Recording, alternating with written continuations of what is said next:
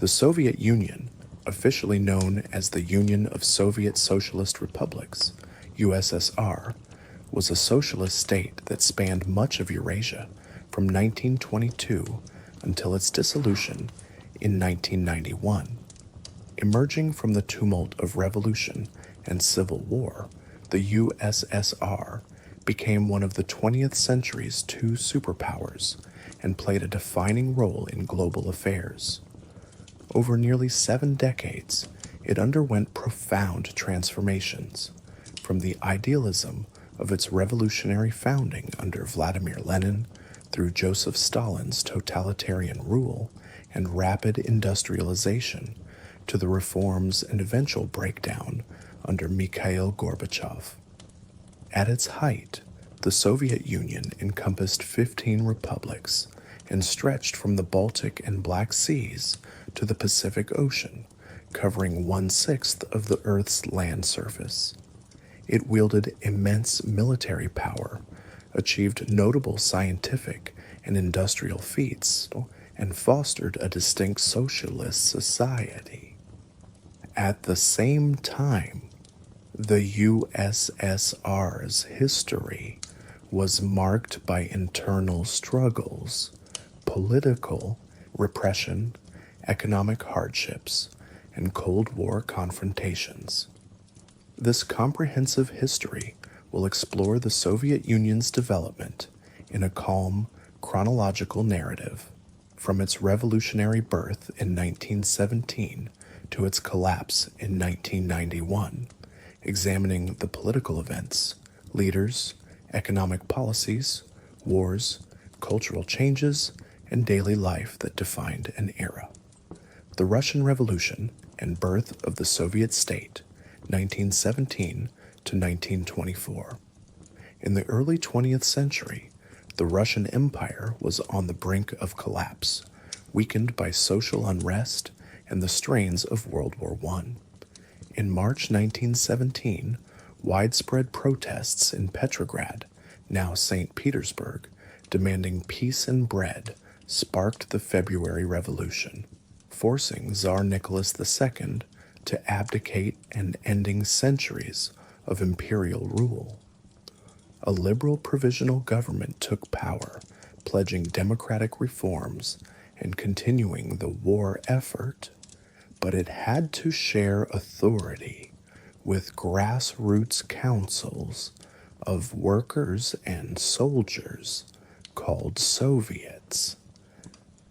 Amid worsening economic and military crises, radical socialists led by Vladimir Lenin and the Bolshevik Party pressed for an immediate end to the war and a transfer of all power to the Soviets. On November 7, 1917, Bolshevik Red Guards stormed the Winter Palace in Petrograd and overthrew the provisional government in what became known as the October Revolution. Lenin's faction thus seized control, proclaiming a revolutionary socialist government dedicated to ending Russia's involvement in World War I and restructuring society along Marxist-Leninist lines.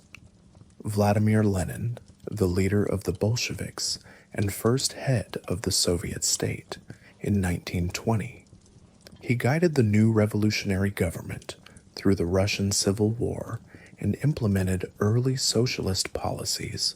Under Lenin's leadership, the Bolshevik government immediately began issuing decrees to fulfill their promises of peace, land, and bread. In early 1918, they signed the Treaty of Brest-Litovsk with Germany, exiting World War I at great territorial cost to secure peace. Domestically, Lenin's regime nationalized key industries, redistributed land to peasants, and introduced progressive social measures such as universal literacy, free public health care, and legal equality for women. At the same time, the new government showed a ruthless streak in suppressing opposition. During the Red Terror of 1918 to 1920, Lenin's secret police, the Cheka, targeted suspected counter-revolutionaries, political opponents, and even former allies in a campaign of arrests and executions designed to cement Bolshevik power. This violent repression was justified as necessary to defend the revolution amid internal and external threats, including assassination attempts on Bolshevik leaders and armed uprisings against their rule.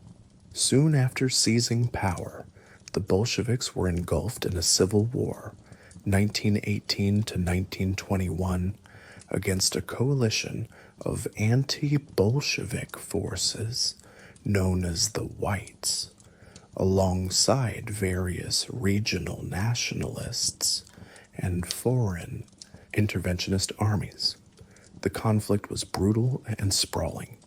The Red Army, organized by Leon Trotsky, eventually triumphed over white armies across Siberia, the Donbassan, Ukraine, and elsewhere, but at a horrific human cost. Several outside powers, including Britain, France, Japan, and the United States, sent troops to support the anti-Bolshevik side or secure strategic interests, further complicating the war. During this period, atrocities were committed by all sides. In July 1918, the former Tsar Nicholas II and his family were executed by Bolshevik authorities, eliminating a potential rallying figure for monarchists. Peasant revolts also erupted against Bolshevik grain requisition policies, notably the Tambov Rebellion, 1920-21, in the Russian countryside, where tens of thousands of peasants took up arms against Soviet rule.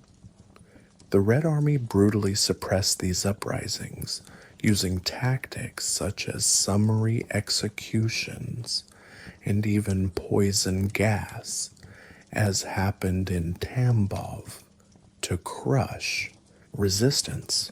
Similarly, in early 1921, sailors at the Kronstadt Naval Base, once loyal supporters of the revolution, mutinied, demanding political freedoms and an end to harsh wartime economic measures.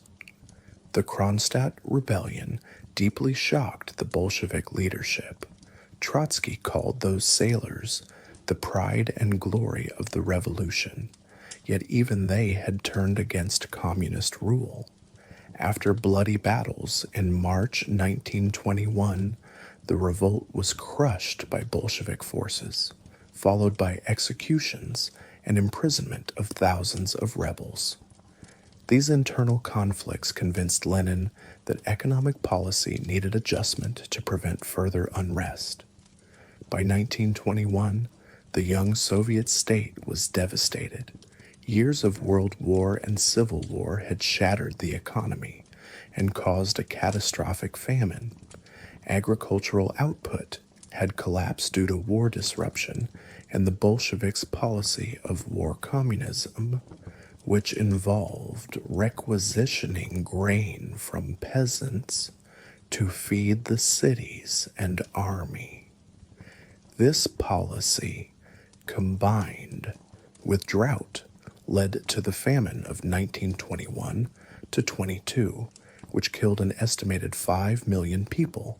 Industrial production had also plummeted. By 1921, heavy industry output was only about 20% of its pre-war 1913 level.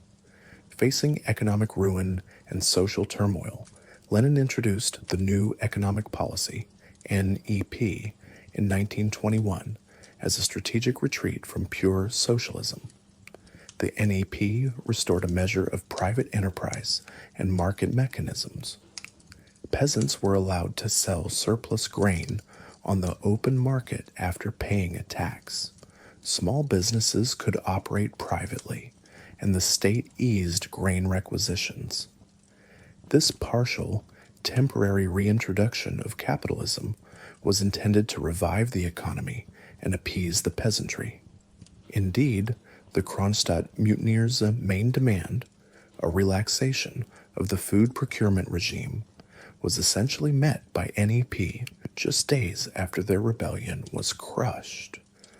Politically, the Soviet government in this period became increasingly centralized under one-party rule. In 1918, the Bolsheviks renamed the Communist Party, banned opposition parties, and suppressed independent Soviets not under their control. By the early 1920s, the Communist Party dominated all government institutions, and the principle of democratic centralism meant that lower bodies had to strictly obey higher-level decisions. Though the USSR would be a federation of republics on paper, real power emanated from Moscow. In 1922, after the Bolshevik victory in the Civil War, Lenin and his comrades formalized the union of the territories they controlled. On December 30th, 1922, delegations from Soviet Russia, Ukraine, Belarus, and the Transcaucasian Federation, Armenia, Azerbaijan, and Georgia, met in Moscow to sign the treaty on the creation of the USSR. This treaty and its accompanying declaration established the Union of Soviet Socialist Republics as a federal state, with the Communist Party as the unchallenged leading force. The USSR's founding Congress proclaimed a socialist federation built on principles of equality of its national republics, though in reality, the Russian Soviet Federative Socialist Republic, by far the largest republic, would dominate the Union's affairs. A new Soviet constitution was adopted in 1924, codifying the existence of the USSR and its republican structure. However, as historian Archie Brown noted, such constitutions were often not an accurate guide to political reality, since the Communist Party's monopoly on power was not even mentioned in the 1924 Basic Law. Lenin's last years were troubled by health problems and factional struggles within the Bolshevik leadership. After suffering strokes, Lenin withdrew from active leadership in 1923 and died in January 1924. This set off a succession struggle among prominent figures in the Communist Party. Initially, a triumvirate of Joseph Stalin, Grigory Zinoviev, and Lev Kamenev formed to marginalize Leon Trotsky, who was Lenin's war comrade and head of the Red Army. Trotsky was seen by some as the logical heir to Lenin, but Stalin had quietly accumulated organizational power as general secretary of the party. In his testament, Lenin had voiced concerns about Stalin's growing power and rude manners, even suggesting Stalin be removed from his post, but this warning was kept secret by Stalin's allies. In the years after Lenin's death, Stalin adroitly played the party's internal politics, pitting rivals against each other and presenting himself as a moderate, pragmatic voice. By 1927, Stalin had outmaneuvered the other contenders. Zinoviev and Kamenev were expelled from the party, and Trotsky was first exiled internally and later deported abroad. Thus, by the end of the 1920s, Stalin emerged as the undisputed leader of the USSR, setting the stage for a dramatic new phase in Soviet history. Stalin's rise and the era of Stalinism, 1924 to 1939. With Joseph Stalin firmly in control by the late 1920s, the Soviet Union embarked on a period of radical transformation. Stalin's vision for the country involved rapid industrial growth and complete state control over the economy, a stark departure from the mixed approach of the NEP.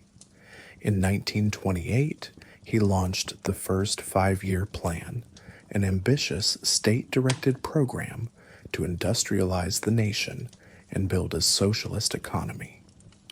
Private trade and remaining capitalist elements were largely eliminated as the government assumed command of all major industries.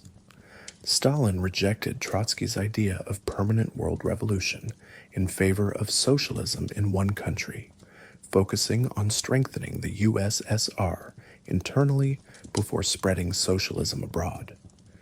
The five-year plan set extraordinarily high targets for output of coal, steel, machinery, and other heavy industries.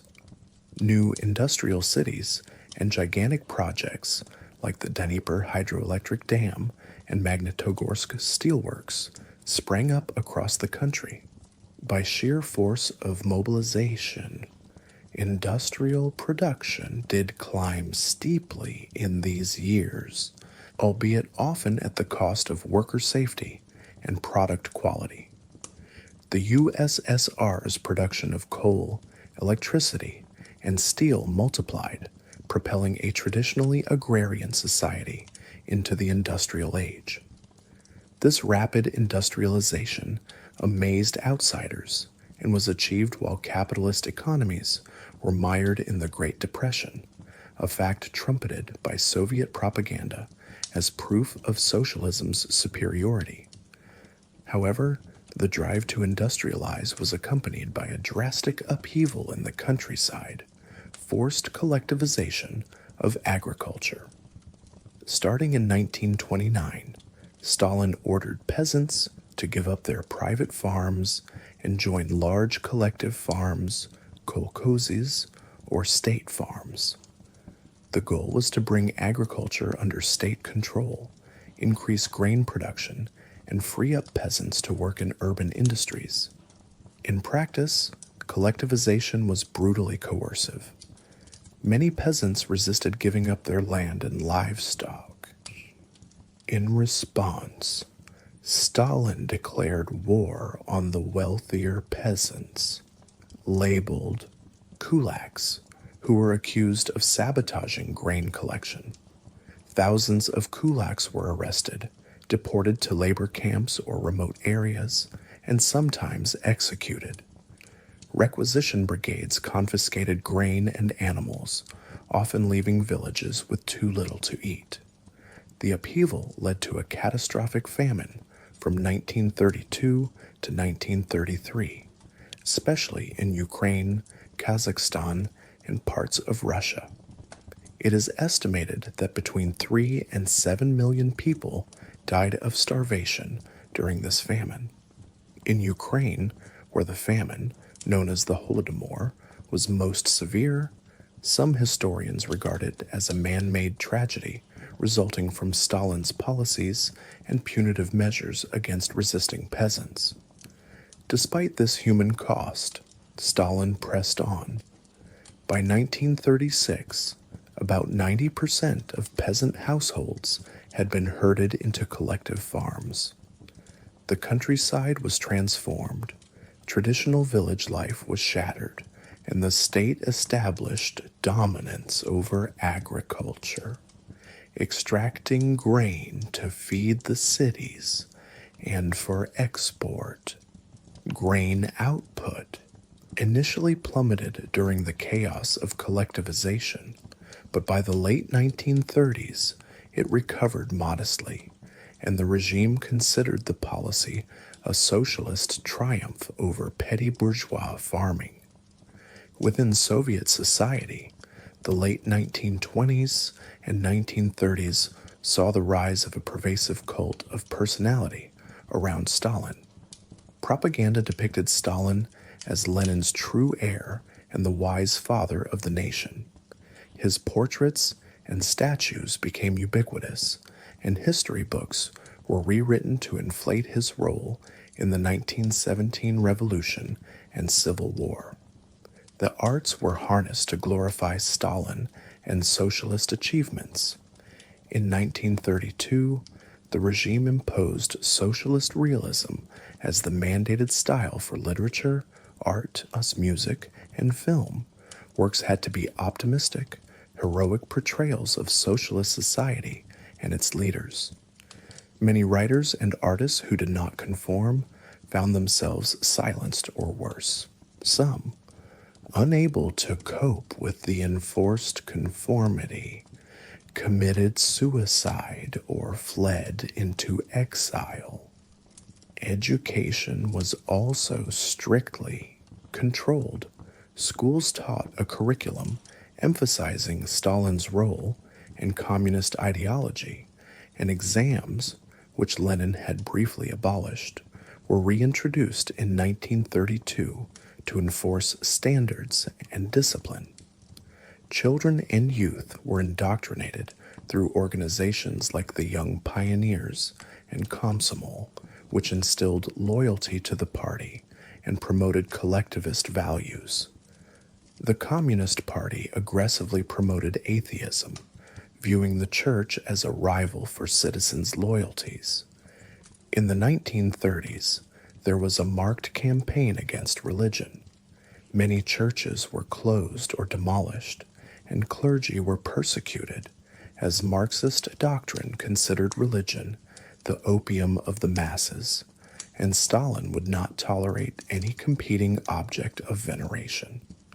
Stalin's rule was characterized by intense political repression, reaching a climax in the Great Purge of the late 1930s.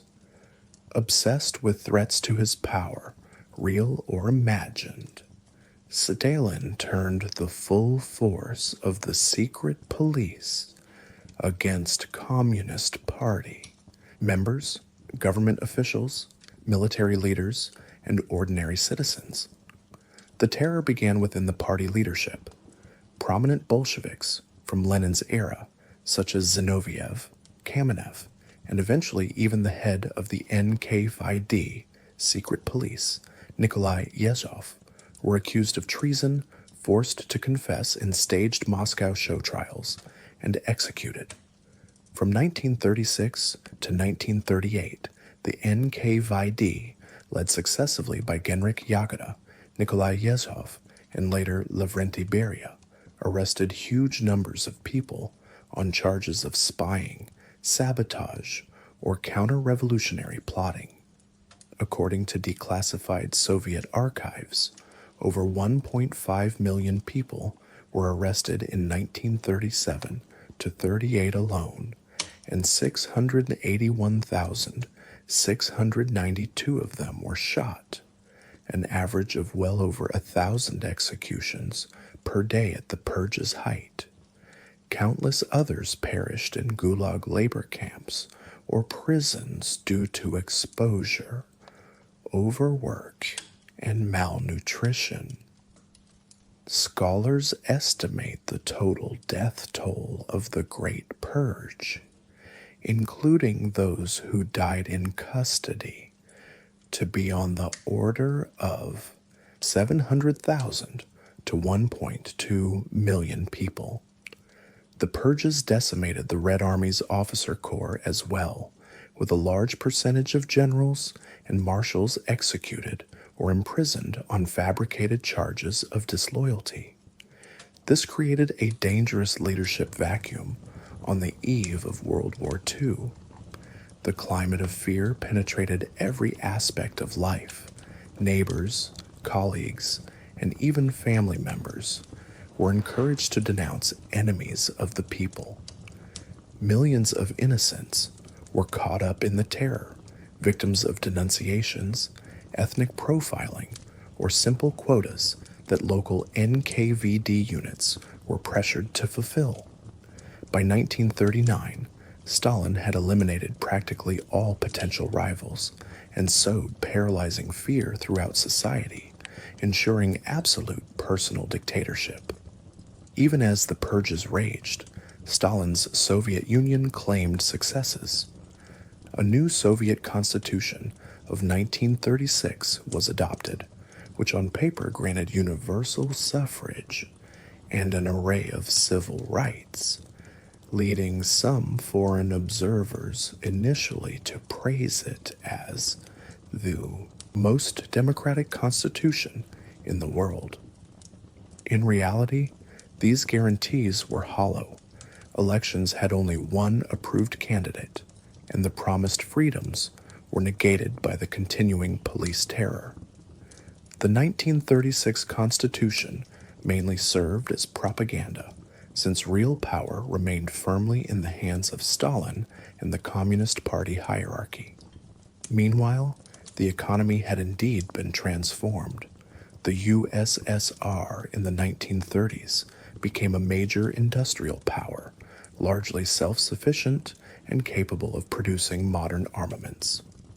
In foreign relations, Stalin's stance shifted with the winds of the 1930s. Early in the decade, the USSR pursued collective security against the rising threat of Nazi Germany. The Soviet Union joined the League of Nations in 1934 and in 1935 signed mutual assistance pacts with France and Czechoslovakia. The USSR also intervened in the Spanish Civil War, 1936 to 1939, on the side of the Republican government, supplying arms and advisors to fight the fascist forces of General Franco. However, Western powers remained wary of Soviet communism, and attempts to form a broad anti-Hitler alliance faltered. By the late 1930s, Stalin made a dramatic foreign policy pivot. Frustrated by Britain and France's policy of appeasing Hitler, as seen in the 1938 Munich Agreement, ceding Czechoslovakia's Sudetenland to Germany, Stalin decided to strike his own deal with Nazi Germany. In August 1939, the world was stunned when the USSR and Germany, bitter ideological foes, signed a non-aggression pact, known as the Molotov-Ribbentrop Pact, after the two countries' foreign ministers. This pact included a secret protocol dividing Eastern Europe into spheres of influence. 1 week later, World War II began with Hitler's invasion of Poland. The Soviets, as agreed, also invaded Poland from the east on September 17, 1939, and within weeks, Poland was partitioned between Germany and the USSR. By the terms of the pact, Stalin's forces occupied the Baltic states, Estonia, Latvia, Lithuania, in 1940 and annexed them into the USSR, and also took Bessarabia and northern Bukovina from Romania. Earlier, in late 1939, the USSR attacked Finland in the Winter War after Finland refused to cede territory near Leningrad. The Finns fought fiercely, and though forced to give up some land, preserved their independence. The Soviet Union's invasion of Finland cost it dearly and led to its expulsion from the League of Nations in December 1939 for aggression. Nevertheless, by mid-1940, Stalin had expanded Soviet frontiers westward, rebuilding much of the Russian Empire's territory. These strategic gains were not without cost. Annexation of the Baltics and parts of Poland brought new populations under Soviet rule, who were subjected to mass deportations and repression to eliminate any opposition. For example, in 1940, the NKVD executed or deported thousands of Polish officers and intelligentsia in the infamous Katyn massacre and related actions. As Europe plunged into war, Stalin hoped the Nazi-Soviet pact would keep the USSR out of the fighting while Germany and the Western powers weakened each other. However, by 1941, it became increasingly evident that Hitler would eventually turn on the Soviet Union. Stalin tried to prepare, fortifying the new western borders and expanding the Red Army, but he was also reluctant to provoke Hitler and initially dismissed warnings of an impending German attack. This miscalculation nearly proved fatal when on June 22, 1941, Nazi Germany launched Operation Barbarossa, a massive invasion of the Soviet Union. The Great Patriotic War, as World War II is known in Russian memory, had begun. World War II and the Great Patriotic War, 1939 to 1945. World War II would come to define the Soviet Union's mid-century history, exacting immense sacrifices, but also elevating it to superpower status. In the war's early stage, Stalin stood aside as Hitler's armies conquered Western Europe. After the division of Poland in 1939, the USSR remained formally at peace with Germany, even supplying it with strategic materials as part of their non-aggression pact. This uneasy cooperation ended abruptly in June 1941 when Hitler betrayed Stalin and sent over 3 million Axis troops pouring into Soviet territory. The surprise German invasion caught the Red Army unprepared and leaderless. Many experienced officers had been purged. In the first months of the Great Patriotic War, Soviet forces suffered catastrophic losses. Whole armies were encircled and annihilated, and by autumn 1941, the Wehrmacht had captured the western USSR's heartland, besieging Leningrad and reaching the outskirts of Moscow. Stalin, initially paralyzed by shock, soon rallied and exhorted the nation to a patriotic war for survival. The Soviet government mobilized all resources. Industrial machinery was hurriedly evacuated east beyond the Ural Mountains to continue war production, and propaganda stirred up fierce resistance, with images of a life-or-death struggle against a genocidal invader. The winners of 1941 to 42 and 1942 to 43 proved turning points. The Battle of Moscow in December 1941 was the first major German setback. Soviet troops and the harsh winter halted the Germans just short of the capital. In the south, the Battle of Stalingrad, late 1942 to early 1943, became a grueling epic of urban warfare and attrition. Soviet forces, after withstanding months of brutal fighting, encircled and destroyed an entire German army at Stalingrad. This victory in February 1943 marked a decisive turning point. Thereafter, the German army was on the defensive.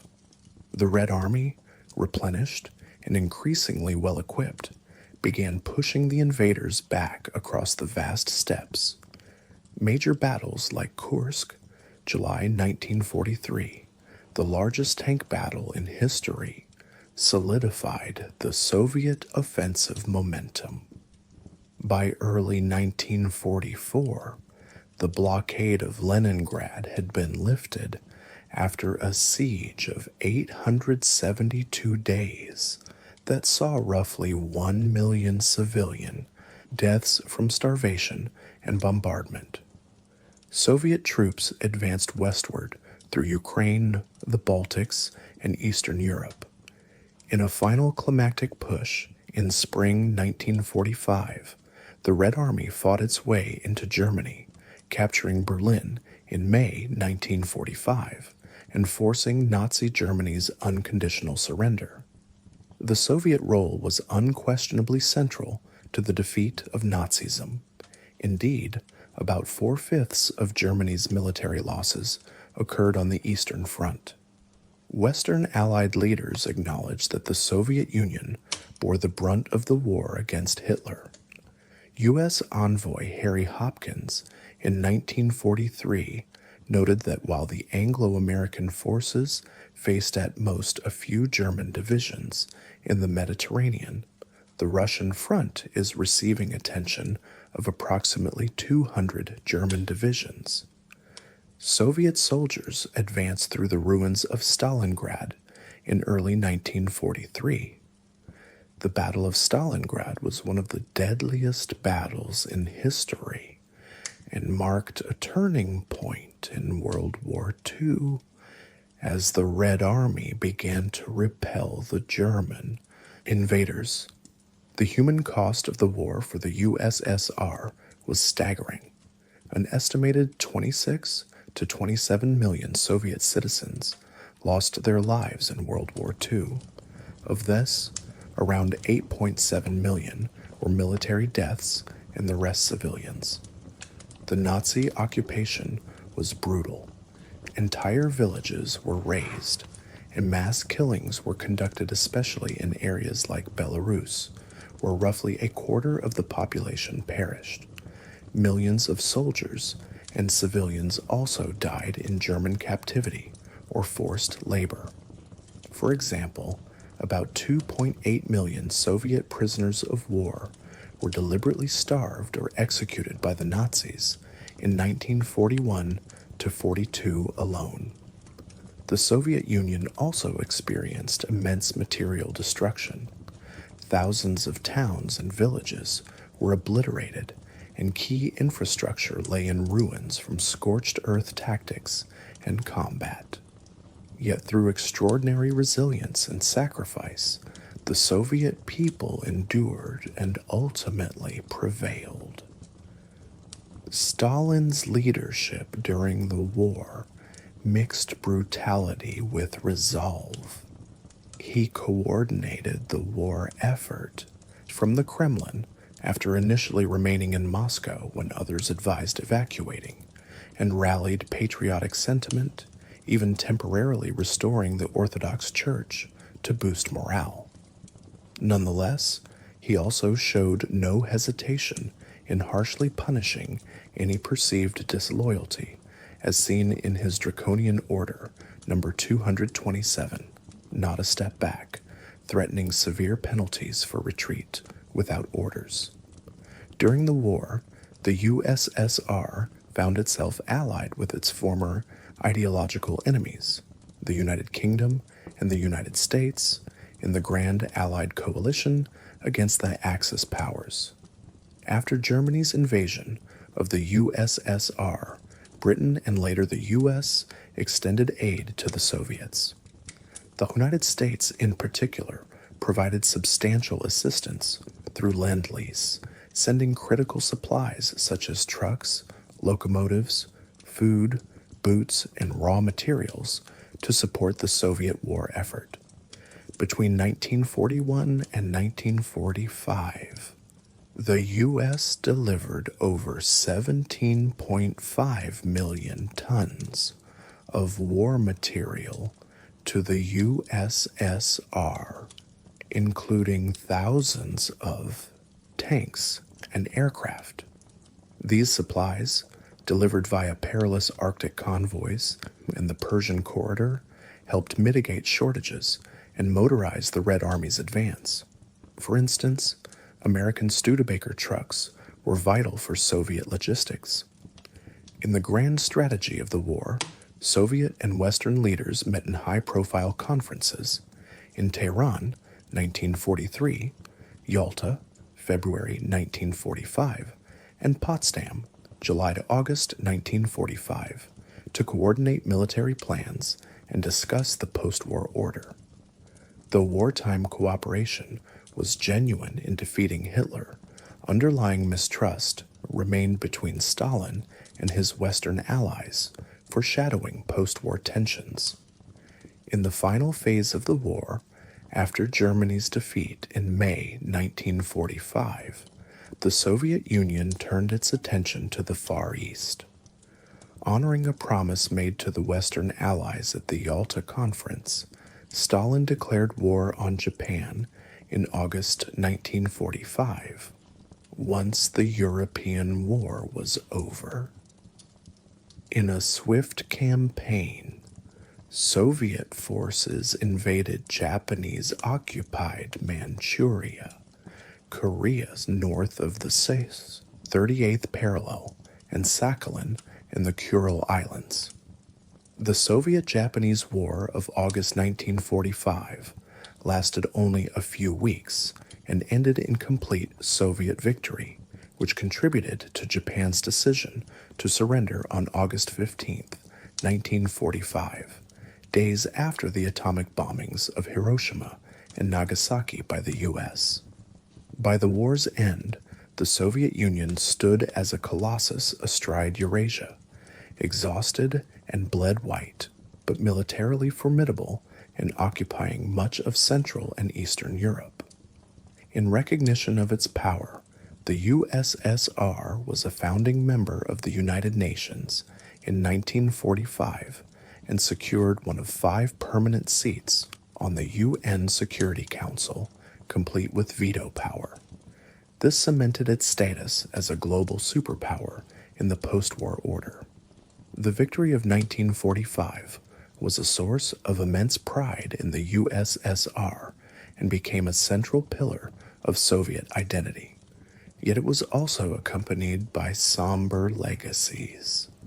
Soviet soldiers who liberated Eastern Europe often exacted revenge on German civilians.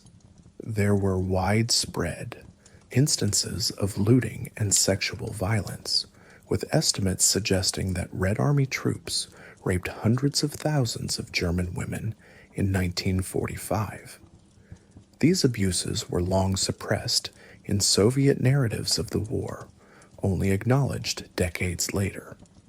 Additionally, as the Soviet army pushed west, Stalin moved to install pro-Soviet communist governments in the liberated countries, setting the stage for the division of Europe and the Cold War to come.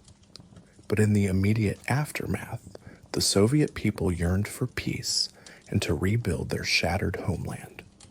Post-war reconstruction and the early Cold War, 1945 to 1953.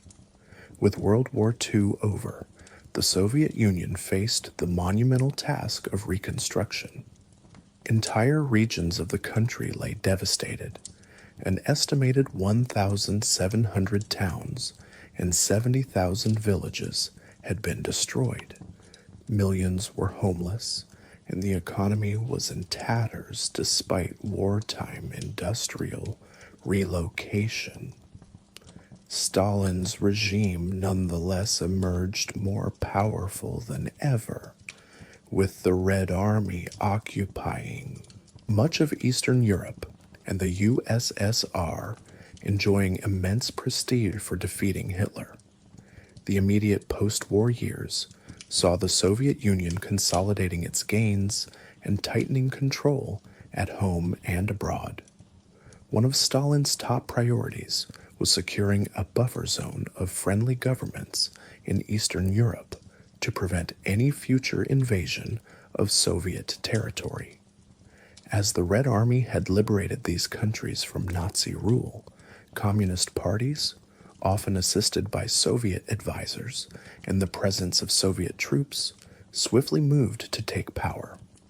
By 1948, one-party communist regimes loyal to Moscow were in place across Eastern Europe, in Poland, East Germany, Czechoslovakia, Hungary, Romania, Bulgaria, Yugoslavia, and Albania. Yugoslavia, however, would break with Stalin in 1948 and follow its own socialist path. These nations, bound closely to the USSR, became known as the Eastern Bloc. To formalize the new alignment, Stalin orchestrated treaties and organizations. Economically, the USSR established the Council for Mutual Economic Assistance, COMECON, in 1949 to link the Eastern Bloc economies under Moscow's direction. Militarily, after Western powers formed the NATO alliance in 1949, The Soviets responded with the Warsaw Pact in 1955, a collective defense treaty among socialist states. Though described as a defensive alliance, the Warsaw Pact in practice served to cement Soviet dominance. Its only military actions were interventions to suppress challenges within the bloc, as would happen in Hungary 1956 and Czechoslovakia 1968. Stalin also ensured that resources flowed in one direction. Significant reparations were extracted from Soviet-occupied East Germany, and Soviet-run joint stock companies seized control of key industries in countries like Romania and Hungary. A Western analyst later estimated that in the first decade after the war, the net flow of resources from Eastern Europe to the USSR was on the order of $15 to $20 billion, roughly equivalent to the size U.S. Marshall Plan aid to Western Europe. The USSR thus recovered some war costs by effectively exploiting its satellite states, even as it proclaimed socialist solidarity. At home, the late Stalin years were marked by a reassertion of strict control and a return to an atmosphere of suspicion and repression. During the war, Stalin had somewhat relaxed terror, focusing on the external enemy, and even allowed some cultural thaw, like rehabilitating Russian nationalism and the Orthodox Church to rally patriotism. But as soon as victory was achieved, the regime's grip tightened anew. Millions of soldiers returning from the front were carefully screened by the secret police, some who had been prisoners of war or exposed to the West were accused of disloyalty and sent to labor camps, as Stalin feared foreign contamination. The Gulag system of forced labor camps, which had shrunk during the war when many inmates were released to fight, swelled again in the late 1940s. Entire ethnic groups that Stalin suspected of having collaborated with the enemy were harshly punished. In 1944, as the Red Army advanced, Stalin ordered the mass deportation of the Crimean Tatars, Chechens, Ingush, Volga Germans, and other minorities to Central Asia and Siberia. These populations, hundreds of thousands of people, were uprooted from their homelands overnight. Many died during transit or in exile. Though after Stalin's death, some were allowed to return, the trauma and demographic scars endured. This policy was part of a broader xenophobic trend. In the post-war years, Stalin launched a campaign against cosmopolitanism, essentially targeting Jews and others deemed insufficiently patriotic. In 1948, the prominent Jewish actor and wartime hero Solomon Mikuls was assassinated on Stalin's orders, and the Jewish Anti-Fascist Committee was purged. By 1952 to 53, Stalin's paranoia culminated in the Doctor's Plot, where a group of mostly Jewish Kremlin doctors were accused of poisoning Soviet leaders. A new purge seemed imminent, but Stalin's death in March 1953 halted this last outbreak of terror. In parallel, Stalin pushed ahead with rebuilding the economy and consolidating the USSR's superpower status. The Fourth Five-Year Plan, as 1946 to 1950, prioritized rapid reconstruction of heavy industry and infrastructure. Despite initial famine in 1946 to 47, exacerbated by drought and wartime dislocation, the Soviet economy surprisingly rebounded quickly to pre-war levels by 1950, at least in heavy industry. Factories were rebuilt, and new projects, like expanded steel mills and power stations, were launched. Agricultural recovery lagged, hindered by the severe losses of livestock and machinery during the war and the lack of incentives on collective farms. Food remained rationed in cities until 1947, and the standard of living was slow to improve. The focus was on heavy industry and military needs, not consumer goods. Indeed, a new arms race was quietly underway. In August 1949, the Soviet Union successfully tested its first atomic bomb, years ahead of some predictions, thanks in part to an intensive espionage effort that gleaned secrets from the American Manhattan Project. This abruptly ended the U.S. monopoly on nuclear weapons and inaugurated the Cold War nuclear standoff. Stalin accelerated research on advanced weapons, including nuclear and later rocket technology.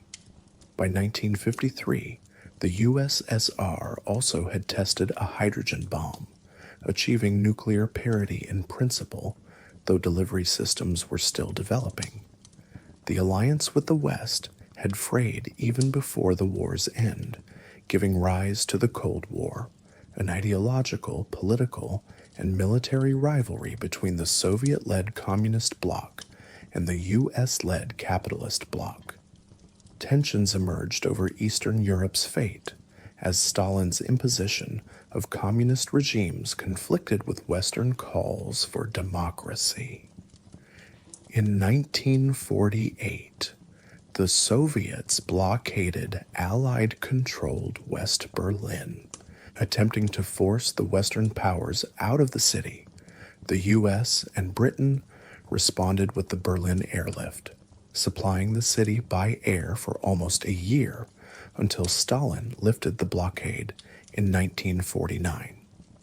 That same year, the Western Allies formed NATO, formalizing a military coalition against potential Soviet aggression. The Cold War also spread to Asia. After World War II, Soviet troops occupied North Korea, and in 1949, the Chinese Communist Party under Mao Zedong won the Chinese Civil War, establishing the People's Republic of China. Mao's victory created a huge new communist ally, the Sino-Soviet alliance, and Stalin initially worked closely with Mao. However, not all in the communist camp followed Moscow slavishly.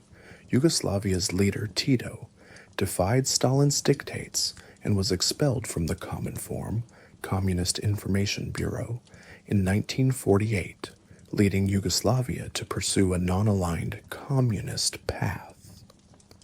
This was a rare crack in what was otherwise a tightly controlled bloc. One key arena of early Cold War conflict was the Korean War, 1950 to 1953. After North Korean communists invaded South Korea in 1950, the United States and United Nations intervened to aid the South, while Stalin approved Chinese intervention to rescue the North when UN forces neared the Chinese border. The Soviet Union itself provided material support, and some advisors and Soviet pilots covertly flew in combat with Chinese and North Korean markings, but avoided direct open confrontation with U.S. forces. The Korean War ended in stalemate and an armistice in 1953, but it entrenched the division of Korea and demonstrated the Cold War's propensity for proxy wars, conflicts fought through allied states rather than direct superpower clashes. Stalin's final years were thus a mix of looming confrontation abroad and repression at home. He had transformed the Soviet Union from a backward, war-ravaged land into a nuclear-armed industrial power with a vast empire of satellite states. But he ruled through fear, and by the time of his death on March 5th, 1953, Soviet society was exhausted and cowed. Daily life in this period was harsh. Consumer goods were scarce. Housing was extremely cramped. Many families lived in kommunalki, or communal apartments, sharing kitchens and bathrooms with multiple households. And political expression was non-existent except for regimented praise of the state. Yet there were also improvements. The post-war generation saw rising literacy and education. The war had promoted technical skills, and many veterans attended university.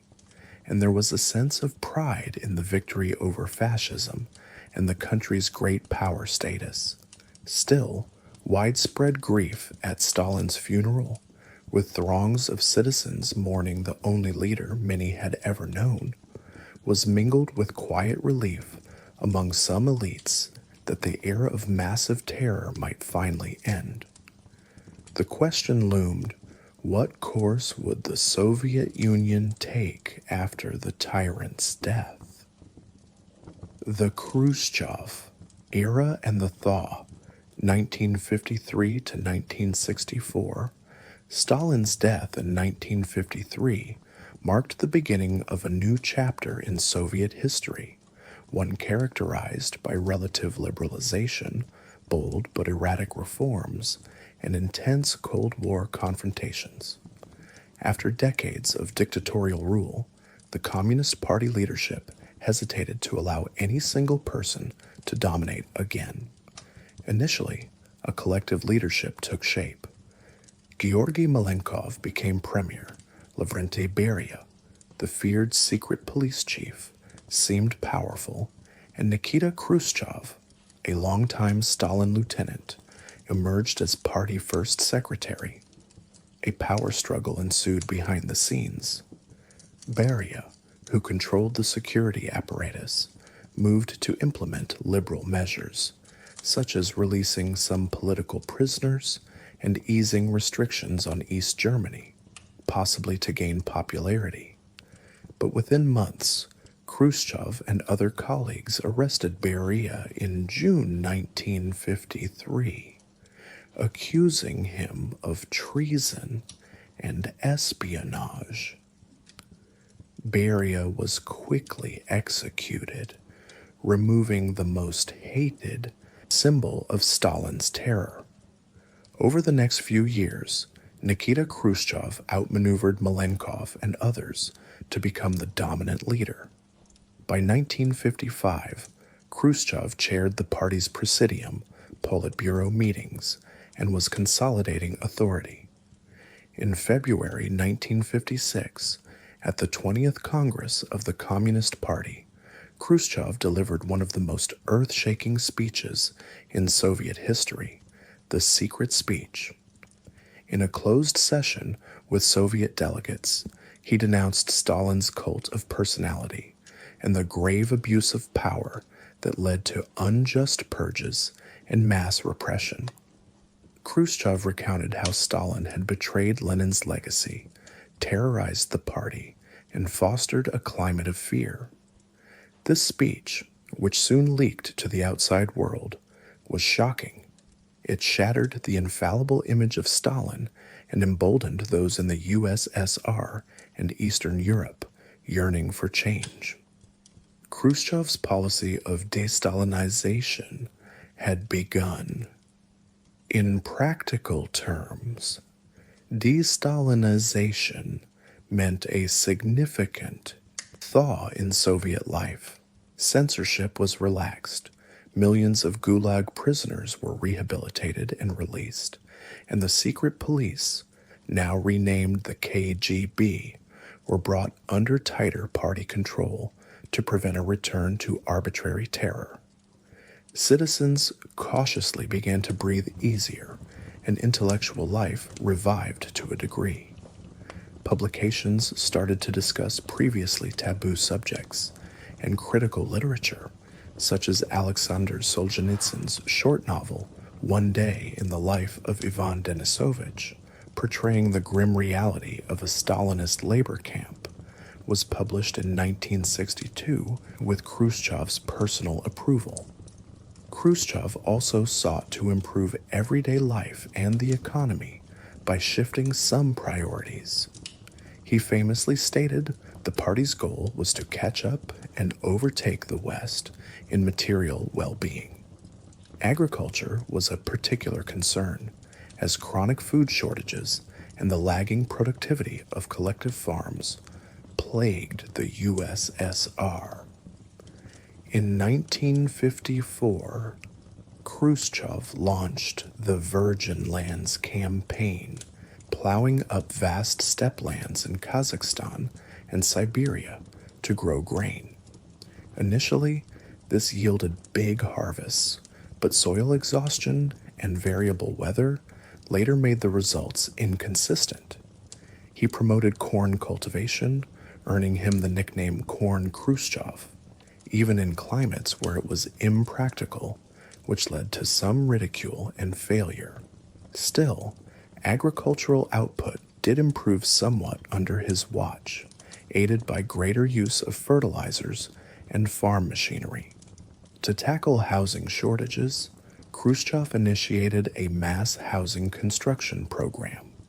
Prefabricated concrete apartment blocks, later nicknamed Khrushchevkas, sprang up across Soviet cities, providing millions of families with their first private apartments, albeit small and utilitarian.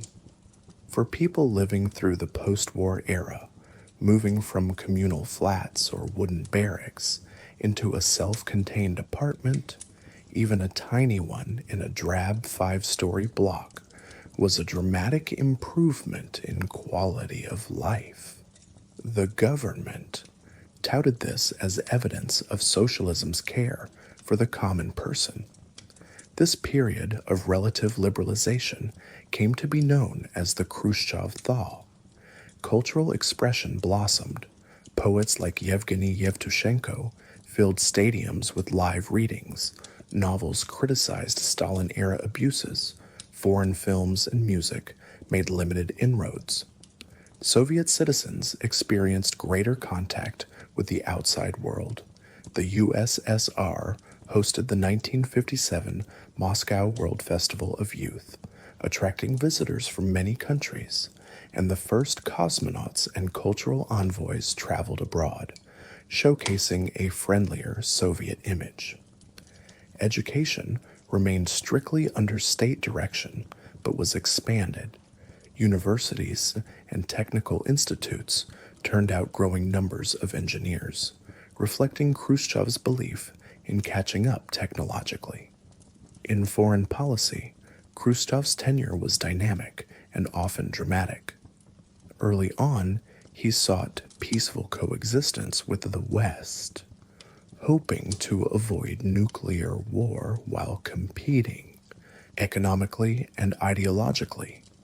He met Western leaders, including U.S. President Dwight D. Eisenhower, in 1959, becoming the first Soviet leader to visit the United States, and later President John F. Kennedy in Vienna in June 1961.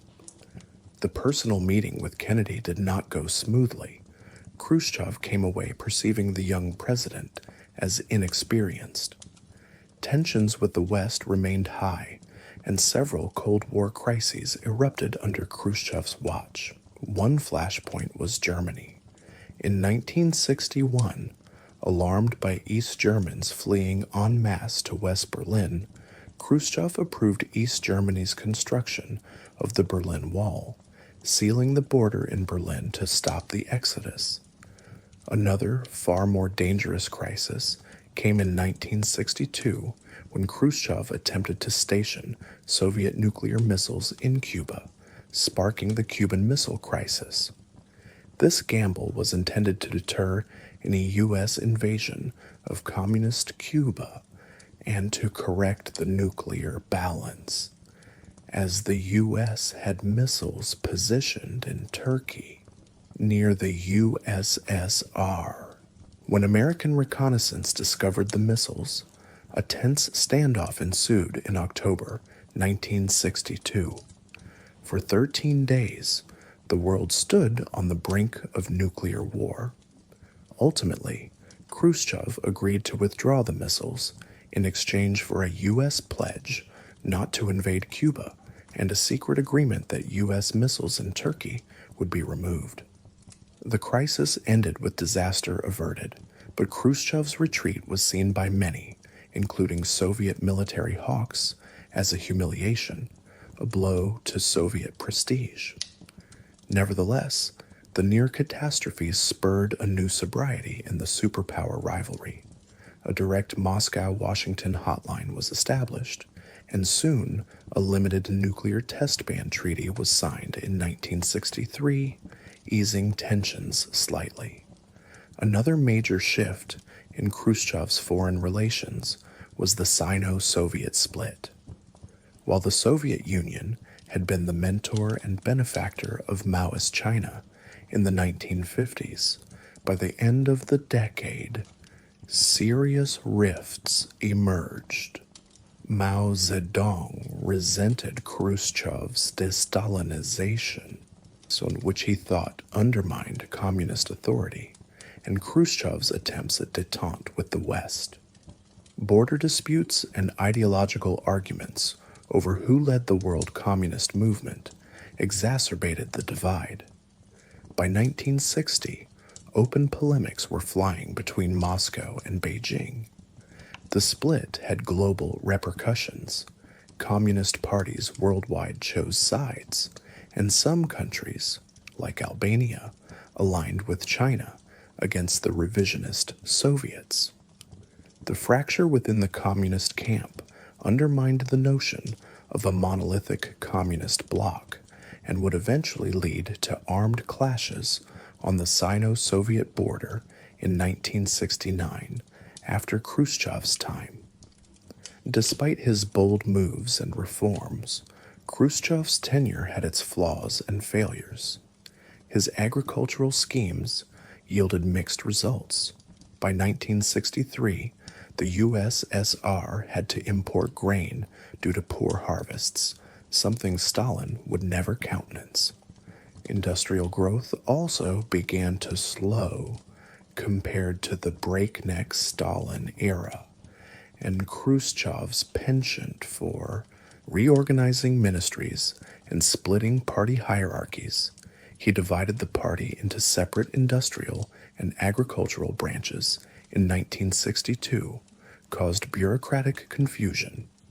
His brash, sometimes erratic behavior on the world stage, like banging his shoe at the UN or hurling crude insults at Western diplomats, unsettled colleagues.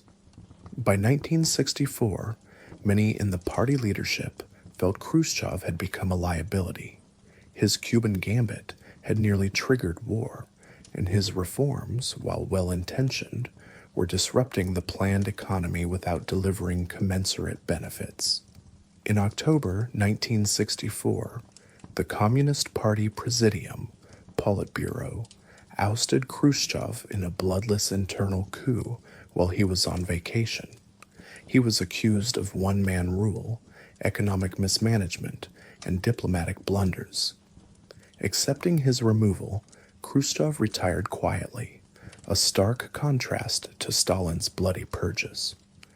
This was a notable precedent.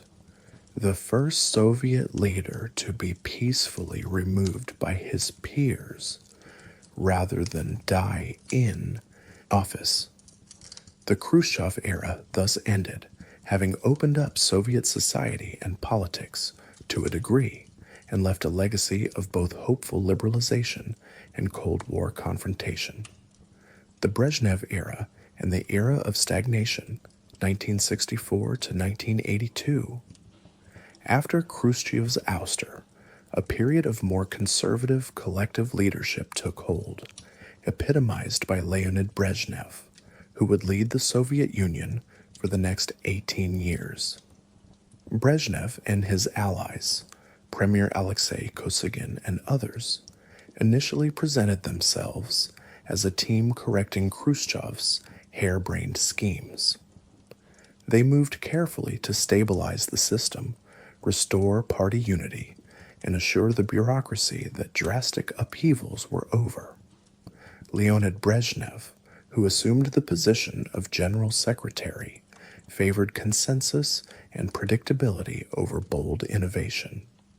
Under Brezhnev, the Soviet Union experienced what came to be known as the era of stagnation, although it started with relative prosperity. In the late 1960s, industrial and agricultural output grew steadily, and living standards modestly improved. The government invested in heavy industry and defense, while also using revenues from new oil and gas fields to fund consumer imports and social programs. Indeed, a stroke of luck for Brezhnev's USSR was the oil boom of the 1970s.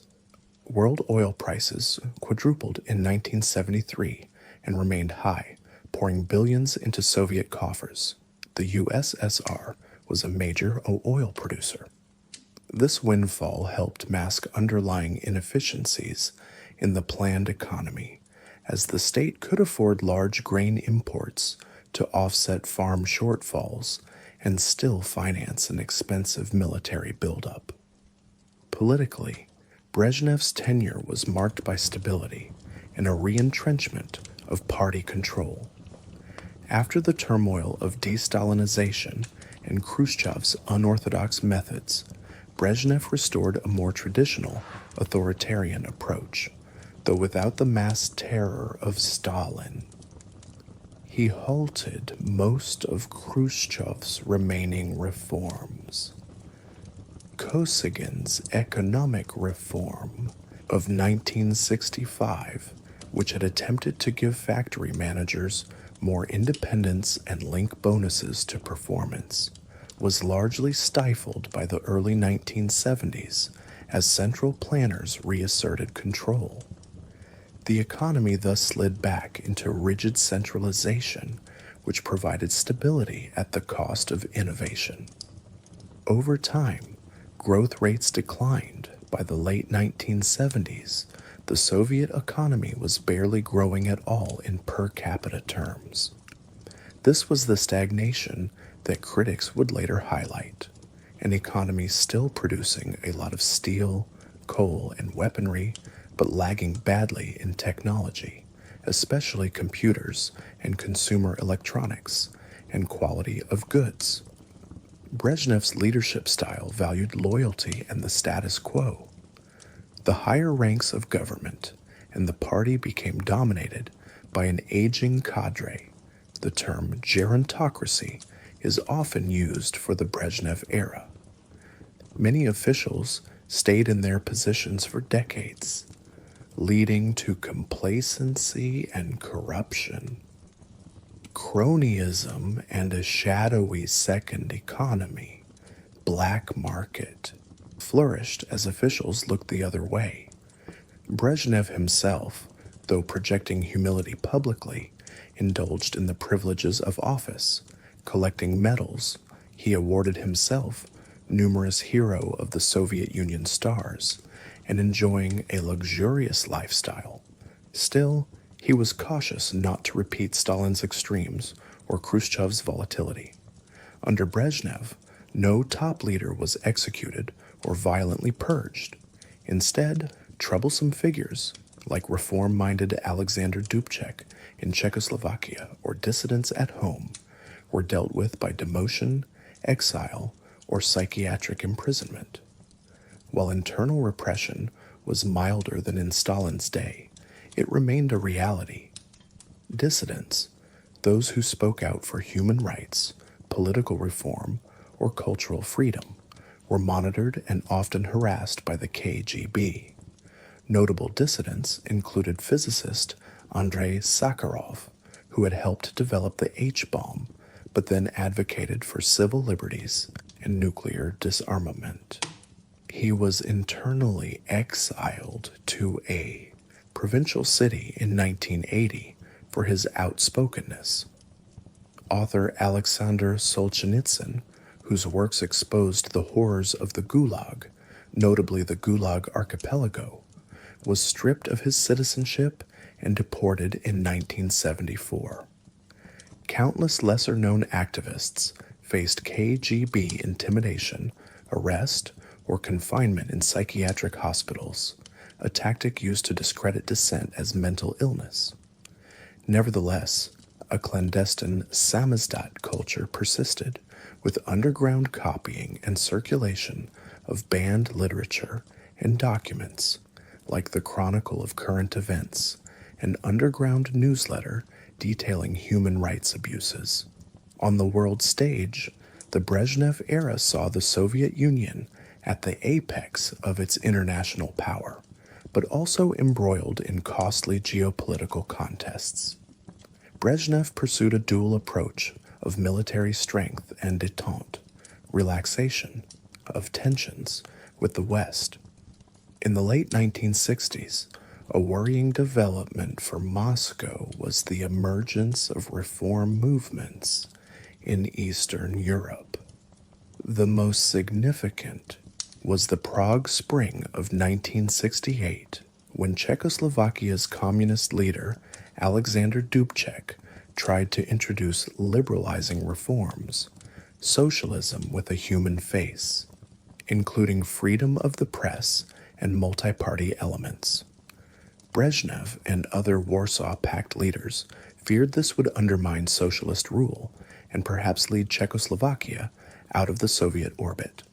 In August 1968, Warsaw Pact troops, led by the USSR, invaded Czechoslovakia and crushed the Prague Spring, returning the country to hardline control. In justification, Brezhnev later articulated the Brezhnev Doctrine, the claim that the USSR had the right to intervene in any socialist country threatened by counter-revolution, thereby defending socialism for all. This doctrine essentially codified Soviet hegemony in Eastern Europe, and indeed was invoked to threaten Poland's Solidarity movement in the early 1980s, though in Poland's case direct invasion was averted, partly because the Polish regime imposed martial law itself. Despite such crackdowns, Brezhnev also sought a measure of stability with the West. The late 1960s and 1970s featured a period of détente, wherein the superpowers negotiated on arms control and trade. In 1972, Brezhnev and U.S. President Richard Nixon signed the Strategic Arms Limitation Treaty, SALT I, the first major agreement to cap the numbers of nuclear missiles on each side. This was followed by the Anti-Ballistic Missile ABM Treaty, limiting missile defense systems, and later negotiations for SALT II, signed in 1979, though never ratified by the U.S. due to later events.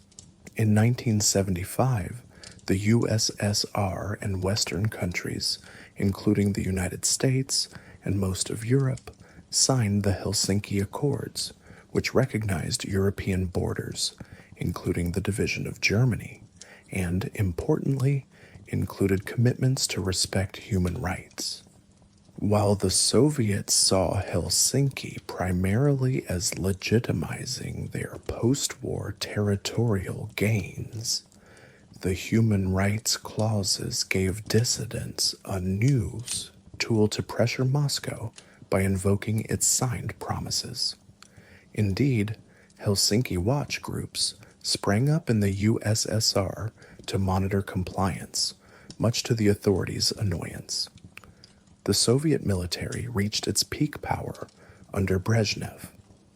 Massive resources were poured into maintaining nuclear parity and a formidable conventional forces posture. By the late 1970s, the USSR achieved rough strategic parity with the United States in nuclear arms and had a navy that patrolled globally. This buildup was expensive, consuming a huge share of GDPs, but the Soviet leadership equated military strength with security and superpower status. An inadvertent benefit was that the military-industrial sector drove some technological advancements, for example in aerospace and computing, though these rarely transferred efficiently to the civilian economy. The final act of the Brezhnev era, however, saw détente collapse and the Cold War heat up again. One major factor was the Soviet Union's decision in December 1979 to invade Afghanistan. Earlier in 1978, a communist government had taken power in Afghanistan, but it was unstable and beset by insurgency. To prop it up and secure a friendly regime on its border, the Soviet leadership, after much hesitation, sent in the Red Army. What they expected to be a short intervention turned into a grueling decade-long war against Mujahideen guerrillas, who were armed by the United States and others. The Soviet-Afghan War became the USSR's version of Vietnam, a draining conflict with no clear victory in sight. The invasion also ended détente. The U.S. boycotted the 1980 Moscow Olympics, halted grain exports to the USSR, and ramped up military spending under President Ronald Reagan, who took office in 1981 with a fiercely anti-Soviet stance. Meanwhile, the Soviet economy in the late 1970s was stagnating. Brezhnev, aging and ill, he suffered from heart disease and other ailments, and by the early 1980s was often lethargic or reading speeches prepared by aides, was unable to muster the energy or vision for necessary reforms. The system that had achieved heavy industrial and military might was increasingly failing to deliver consumer goods, modernize production, or motivate workers. Shortages of meat and other foods were common, quality of products was low, and innovation was stifled by bureaucratic inertia. The populace, however, enjoyed a measure of stability. Employment was guaranteed, basic food staples were subsidized, and modest social services, free education, healthcare, pensions were in place. Many Soviets during Brezhnev's later years developed a cynical attitude. They went through the motions publicly, but retreated into private life, the so-called social contract, where people didn't challenge the state as long as the state provided a tolerable life. This period also saw the rise of a significant second economy, unofficial markets, and bribery networks through which people obtained scarce goods or services. Corruption festered. It was joked that everything is forbidden, but anything can be bought. Culturally, the Brezhnev era was a time of relative calm and conformism. Official culture glorified the World War II victory and the achievement of developed socialism. Brezhnev himself was treated as a kindly elder statesman, given many awards, and often shown at ceremonies. The state continued to censor media and the arts, but there was a thriving underground exchange of Western music, like rock, and samizdat literature among youth and intellectuals. Some notable artistic works appeared, often heavily allegorical to slip past censors. By the 1970s, most citizens had access to radio and television, which the regime used for propaganda, but which also inadvertently exposed them to foreign broadcasts and ideas, despite jamming efforts. Leonid Brezhnev died in November 1982 at age 75. By then, the Soviet Union had been under effectively the same leadership for 18 years, Brezhnev's passing opened a brief period of uncertainty and transition. He was succeeded by two elderly party stalwarts in quick succession, Yuri Andropov, 1982 to 1984, and Konstantin Chernenko, 1984 to 1985, who each served only a short time before dying in office. These interregnums did little to change policy in a significant way, but they did signal that the Soviet leadership faced a generational crisis. It was dominated by men in their 70s, and the system seemed sclerotic. Andropov, a former KGB chief with a reputation as a tough but intelligent reformer, tried to initiate some modest changes. He cracked down on worker discipline. Famously, he sent police to catch people skipping work to go shopping or drinking, and spoke of the need to combat corruption. Andropov also allowed slightly more discussion of economic problems. However, his time was cut short by kidney illness. He died after only 15 months. Chernenko, Brezhnev's close associate, was seen as a step backwards. Already in poor health, he was largely a figurehead who continued Brezhnevite policies until his death just 13 months later. By 1985, the country's problems, stagnant economy, costly arms race, and Afghan war, public cynicism, were plainly evident to the more dynamic members of the Communist Party. The need for rejuvenation could not be ignored. With Chernenko's death, the party leadership turned to a younger, energetic figure, Mikhail Gorbachev, who at 54 became the new general secretary and would soon attempt far-reaching reforms to save the Soviet system from decline. Gorbachev's reforms and the collapse of the Soviet Union, 1985 to 1991. When Mikhail Gorbachev came to power in March 1985, the Soviet Union was a superpower facing deepening troubles. The economy was stagnant, technological development lagged behind the West, the populace was disillusioned by years of empty rhetoric, and the war in Afghanistan dragged on. Gorbachev, the first Soviet leader born after the 1917 revolution, recognized that without major changes, the USSR risked further decline. He launched a bold program of reforms under the slogans of perestroika, restructuring, and glasnost, openness. These policies would inadvertently set in motion forces that led to the Soviet Union's dramatic collapse in 1991. Perestroika initially aimed to revitalize the Soviet economy through moderate, market-oriented reforms while maintaining the socialist framework. Early steps included an anti-alcohol campaign, 1985, to curb widespread alcoholism. Vodka sales were restricted, distilleries closed, and vineyards destroyed. Though well-intentioned, it temporarily improved public health and productivity. It also had negative side effects. The state lost a huge source of revenue, and bootlegging soared.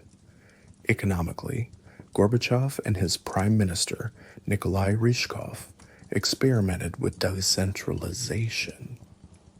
Factory managers were given more autonomy via the 1987 Law on State Enterprises. A limited cooperative law, 1988, allowed small private businesses in services, retail, and crafts, the first legal private enterprise since the 1920s. These cooperatives thrived in some areas, notably restaurants, consumer goods, and software, but they also highlighted contradictions in the partially reformed system. Co-op workers could earn far more than state employees, fueling resentment, and many cooperatives became fronts for black market dealings or corrupt arrangements with state factories. Perestroika also encouraged foreign investment through joint ventures, hoping to import Western technology and practices. However, entrenched bureaucrats often resisted or sabotaged these changes, and production initially plummeted due to the disruption of old command mechanisms without fully functioning market signals to replace them. By 1989 to 1990, the Soviet economy was in a dire situation. Output was falling. Shortages of consumer goods grew acute. Long queues for basic items returned, and rationing was reintroduced in some cities, and the government's fiscal situation worsened. If perestroika faltered in the economic realm, glasnost had a more immediate and profound impact on society. Gorbachev believed that openness and freedom of information were necessary to expose and overcome the system's flaws. Gradually, censorship was relaxed. The media began reporting on previously forbidden topics: official corruption, the failing healthcare system, environmental disasters, and strikingly, the crimes of the Stalin era. State archives were partially opened. Historians and journalists published revelations about the Great Purge, the Gulag, forced deportations of minorities, and other dark chapters that had been concealed or whitewashed. For Soviet citizens, many of whom had long suspected the official narrative was false but could not discuss it, this was a cathartic and turbulent time. Controversial films that had been shelved were released, such as Repentance, 1987, an allegory criticizing Stalinism. Literature previously banned, like works by Solzhenitsyn or George Orwell's 1984, became available. Newspapers like Pravda and Izvestia began to include letters from readers venting frustrations about everyday life, something unheard of before. Glasnost also meant greater transparency in government. Gorbachev engaged in live televised debates and press conferences, a drastic break from past secrecy. Under Glasnost, long-simmering social problems came into view. Among them was the Soviet Union's multi-ethnic tapestry, which Glasnost inadvertently set ablaze. As censorship eased, suppressed nationalism and ethnic grievances resurfaced among the USSR's many nationalities. In the Baltic republics, Estonia, Latvia, Lithuania, popular fronts formed initially to advocate for language rights and environmental issues. For example, protesting a pollution-spewing phosphorate mine in Estonia. These movements quickly evolved into calls for greater autonomy and then outright independence. In the Caucasus, Armenians demonstrated to demand the transfer of the Nagorno-Karabakh region from Azerbaijan to Armenian control, sparking inter-ethnic clashes and a long conflict. Separately, long repressed tensions between Uzbeks and minority groups in Central Asia led to riots, for example, anti-Meskhetian Turk riots in Uzbekistan, 1989. The Soviet central authorities, uncertain whether to reform or crack down, sometimes sent troops to quell unrest, which only inflamed anger. For instance, Soviet troops killed 20 protesters in Tbilisi, Georgia, in 1989, the Tbilisi Massacre. In the Russian SFSR itself, the largest republic, Glasnost gave rise to an assertive democratic movement. By 1989, newly freer elections were held for a Congress of People's Deputies, a federal legislature with real if initially limited authority. In those elections, the first somewhat competitive nationwide elections since the cool 1920s, many communist candidates lost to independents or reformists, including mavericks like Boris Yeltsin. Yeltsin, a former Moscow party boss who had broken with Gorbachev and was popular for his anti-establishment stance, won a seat and eventually became chairman of the Russian Republic's parliament in 1990. As the Russian Republic, RSFSR, gained a voice, it began asserting sovereignty. On June 12, 1990, the Russian parliament declared Russia's laws took precedence over USSR laws, effectively a declaration of sovereignty, though not yet secession. Other republics did the same in what was dubbed a parade of sovereignties. Gorbachev found himself trying to negotiate a new union treaty that would convert the USSR into a looser federation, hoping to satisfy nationalist aspirations while preserving the Union. At the same time, Gorbachev's foreign policy dramatically reshaped the Cold War landscape. Recognizing the economic burden of the arms race, he sought to ease tensions with the West. He developed a cordial relationship with U.S. President Ronald Reagan and later George H.W. Bush. Several landmark arms control agreements were reached. The INF Treaty, 1987, eliminated an entire class of intermediate-range nuclear missiles. Later talks began towards deep strategic arms cuts, eventually signed as START in 1991. Gorbachev also made the momentous decision to end the Soviet-Afghan War.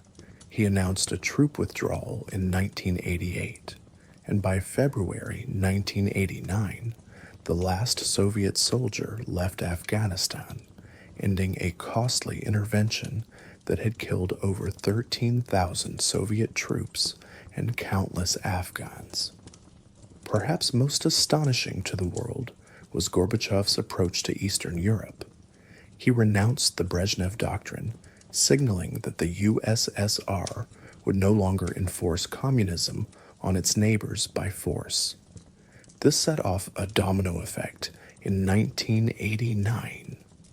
One by one, the communist regimes in Eastern Europe fell in largely peaceful revolutions, except Romania's, which turned violent. Poland elected a non-communist government. Hungary opened its border. The Pan-European picnic in August 1989 symbolically breached the Iron Curtain. The Berlin Wall came down on November 9, 1989, leading to German reunification within a year. Gorbachev's restraint in not intervening earned him worldwide acclaim. He received the Nobel Peace Prize in 1990 and marked the end of the Cold War. However, it also removed the external empire that had provided the USSR with strategic depth and a certain ideological validation. The Eastern European satellites rapidly moved out of Moscow's orbit, leaving the Soviet Union facing the ideological reality that its own people might follow suit. By 1990 to 91, the Soviet Union was in a deep crisis. Politically, the Communist Party's monopoly had been shattered. In March 1990, the party even agreed to amend the Constitution's Article 6, ending its leading role. Economic output was collapsing, partly due to the disintegration of old command links between republics, and partly due to a misguided reform that tried to introduce market pricing overnight, which led to inflation and hoarding. Shops were often empty, Citizens with rubles found little to buy, undermining faith in the system. In some cities, people had to queue for hours for bread or sugar. Gorbachev, trying to satisfy both liberals and conservatives, zigzagged on policy, alienating both. Liberals, like Yeltsin and the emerging Democrats in the republics, felt Gorbachev was too hesitant and still beholden to the communist apparatus. Hardliners in the party, military and KGB, thought Gorbachev had gone too far, undermining the pillars of Soviet power. Tensions came to a head in August 1991, as Gorbachev was preparing to sign a new Union treaty with several republics, which would have turned the USSR into a much looser confederation. Hardline members of his government and the KGB launched a coup attempt. On August 19th, 1991, they declared Gorbachev, who was on holiday in Crimea, incapacitated and announced an emergency committee to take control, aiming to restore order. Gorbachev was isolated, but the coup plotters failed to effectively secure power in Moscow. Crowds came out to defend the Russian parliament, White House building, led by Boris Yeltsin, who famously climbed atop a tank to denounce the coup. Key military units defected or stood down rather than attack the protesters. After 3 tense days, the coup collapsed. Gorbachev returned to Moscow humbled, and the plotters were arrested. However, the coup's failure ironically accelerated the unraveling of the Union. Yeltsin emerged as the popular hero of the resistance, while Gorbachev's authority was irreparably damaged.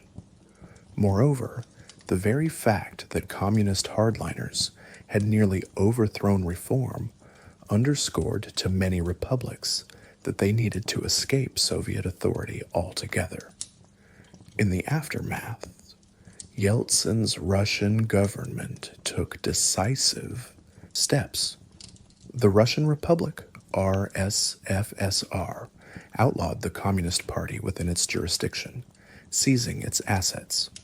One by one, the Baltic states, Estonia, Latvia, Lithuania, which had earlier declared independence in spring 1990, now gained broad international recognition and quickly established de facto independence in August 1991. Other Union republics also declared independence or at least full sovereignty. Ukraine, the second most populous republic, held a referendum on December 1st, 1991, in which over 90% voted for independence, dealing a mortal blow to the idea of a continued union. On December 8th, 1991, the elected leaders of Russia, Yeltsin, Ukraine, Leonid Kravchuk, and Belarus, Stanislav Shushkevich, met in Belovezha Forest in Belarus. They agreed that the Soviet Union ceases to exist and announced the formation of a loose Commonwealth of Independent States, CIS, in its place. This Belovezha Accords effectively dissolved the Union, though questions remained about its legality. 2 weeks later, on December 21st, representatives of 11 former republics, all except Georgia and the Baltic states, which chose not to join, met in Alma-Ata, Kazakhstan, and signed the Alma-Ata Protocol, confirming the dissolution of the USSR and expanding the CIS. Faced with the inevitable, Gorbachev agreed to step down. On December 25th, 1991, he addressed the Soviet people via television, announced his resignation as President of the USSR, a post created in 1990, and acknowledged the end of the Union. That night, the red Soviet flag with hammer and sickle was lowered from the Kremlin for the last time and replaced with the tricolor flag of the Russian Federation. The next day, December 26th, the Supreme Soviet, the USSR's highest legislative body, formally voted the Soviet Union out of existence. After 69 years, the state founded by Lenin was no more.